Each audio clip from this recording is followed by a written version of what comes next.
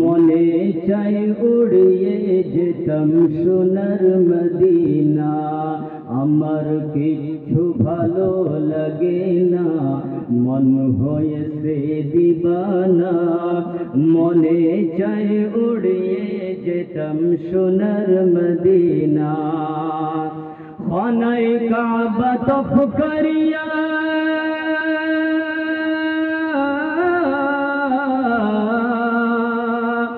খানায়ে কাবা তফ করিয়া মদিনাতে যাই চলিয়া।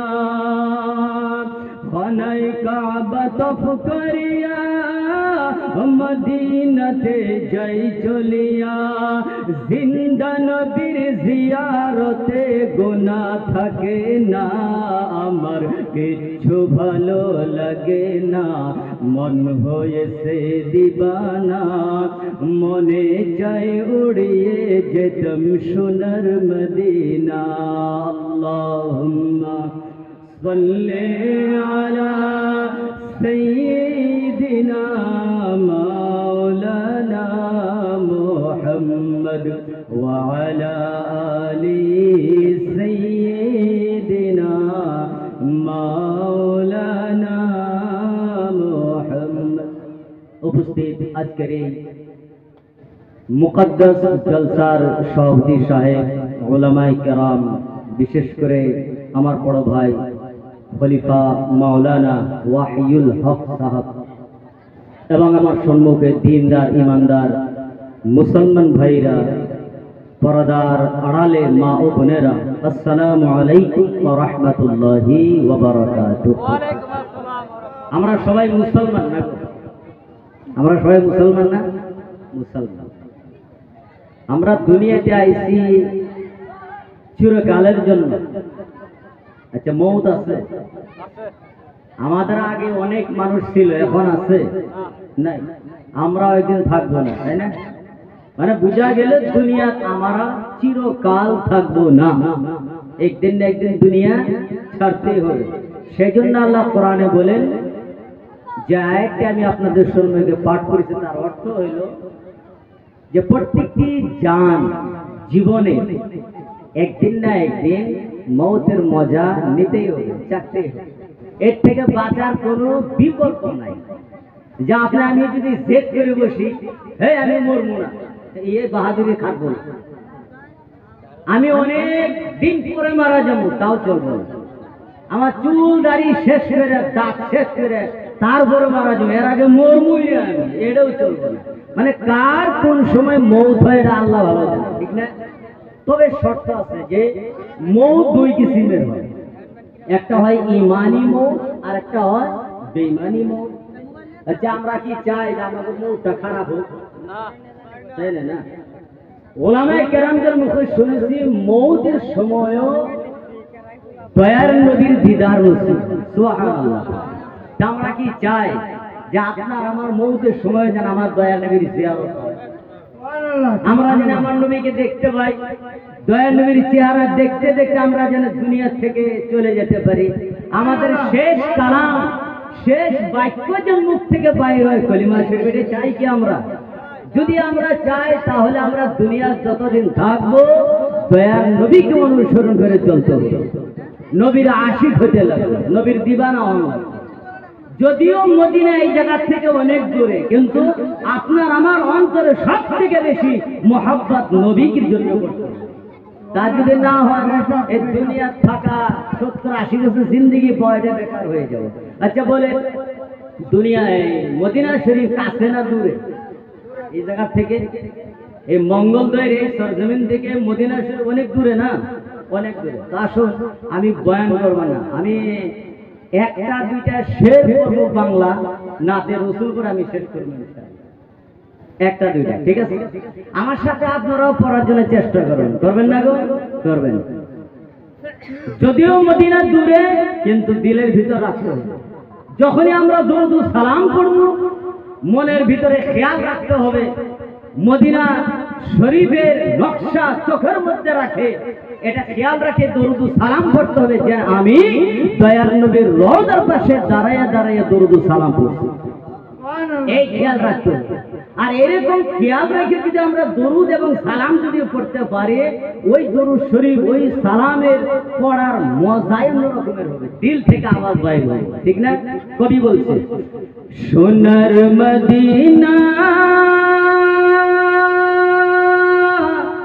বহু দূরে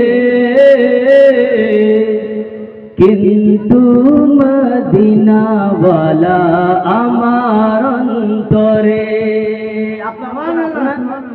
আপনার অন্তর আছে তো নবী মদিনাওয়ালা না? তাহলে আমার সাথে পড়ার চেষ্টা করেন।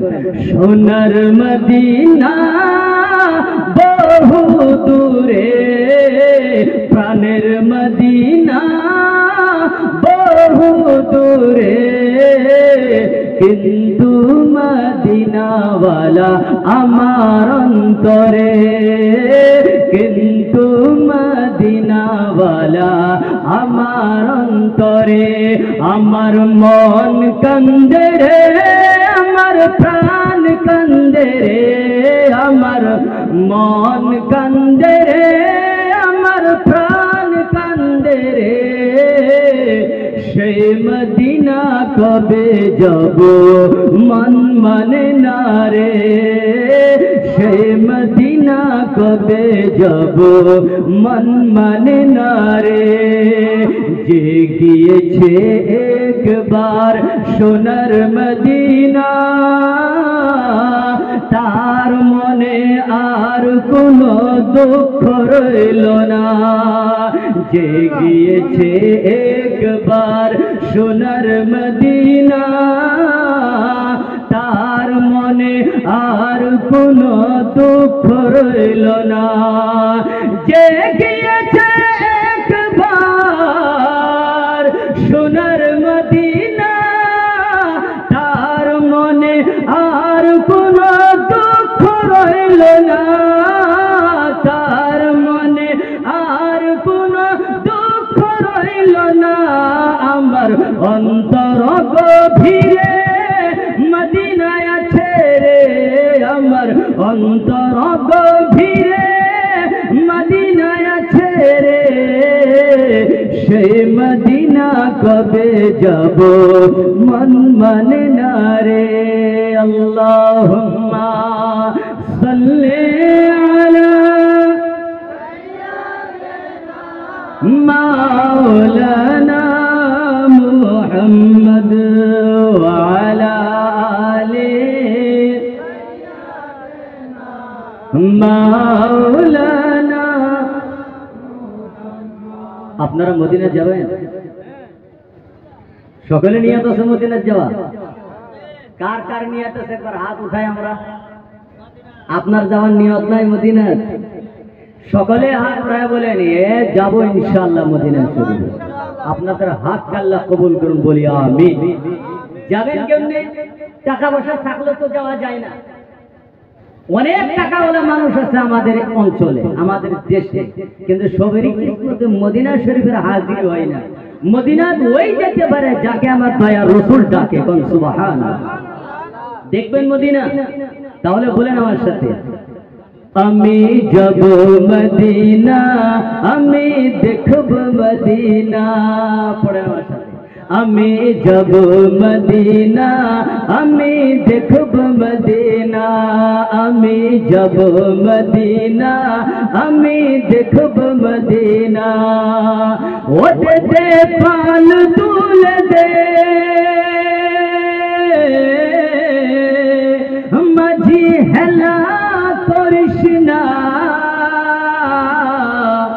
ছেড়ে দে নৌকা আমি যাব মদিনা, ছেড়ে দে নৌকা আমি যাব মদিনা, আমি যাব মদিনা, আমি না আমি যাব মদিনা, আমি দেখব মদিনা।